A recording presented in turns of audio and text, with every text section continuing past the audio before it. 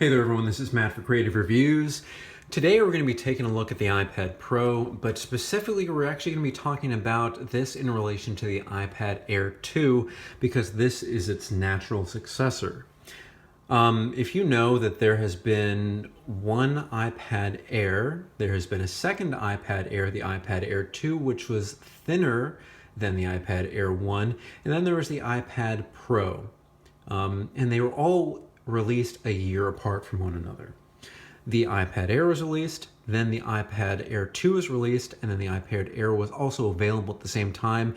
But the year that the iPad Pro was released, which was 2015, there is no new normal sized iPad released. They stuck with the iPad Air 2. Now, I have made videos on the iPad Air 2, and I've come to the conclusion that it is probably my least favorite iPad ever produced. And not saying that it isn't an amazing device, but it had two key things, probably just for one main reason, that were wrong with it. And it was because of how thin it was. Now, this iPad Air Pro is about the same thickness as an original iPad Air.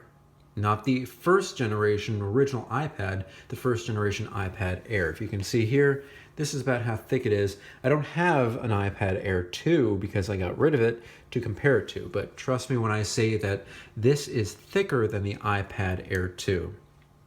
Now, the two issues that I had with the iPad Air 2 was that the sound did not sound good at all.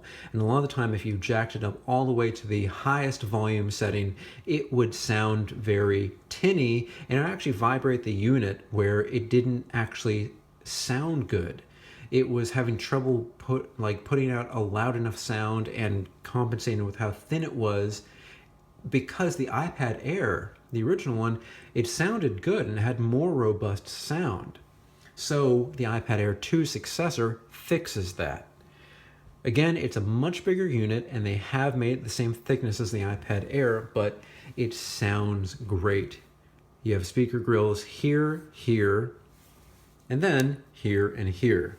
Now, we won't be actually listening to this today, but trust me, it sounds great. We'll be doing a separate video on viewing angles and the speakers on this, so take a look for that when we have that out. But I'm glad that they did address that issue, but I'm very disappointed that they've kept the iPad Air 2 out on the market while not fixing many of the issues that I found with my unit. The second thing was that holding the iPad Air 2 with one hand and putting normal pressure with the weight of the iPad here would actually cause some ghosting, and because my fingers go right here, you would actually see some of that screen stress here, and that's not something that you want to see. And if I held it this way, it would happen. If I held it this way, it would happen too. Now, they've kind of fixed that here, because while it doesn't happen while I hold it like this is a much heavier device too, it will happen when you go further into the iPad. Now let's see if we can come to a white screen here, more or less. If I press here, kind of putting the weight of the iPad, normally here I don't see anything. But if I'm to press here, you can kind of see some screen stress around here. It's not really as bad as it was with the iPad Air 2, and I would say it's a non-issue because you're not going to have your hand pushing this far in. You may hold it like this, but you're going to hold it like this and put pressure just about here, and that really doesn't do anything. So they've definitely fixed that problem, and both of those, I believe, were caused by how thin the device was and that they just did not reinforce the structure enough. That disappoints me because I, of course, want a thinner iPad. I like that it's faster than the iPad Air, but just for that, it did not sound good and it just felt too brittle.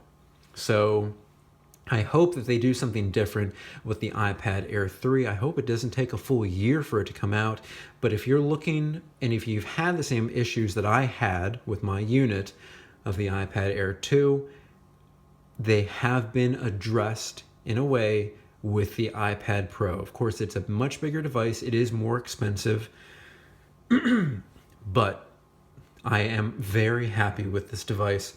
It does have its own issues, but in relation to the iPad Air 2, it does fine for those two issues.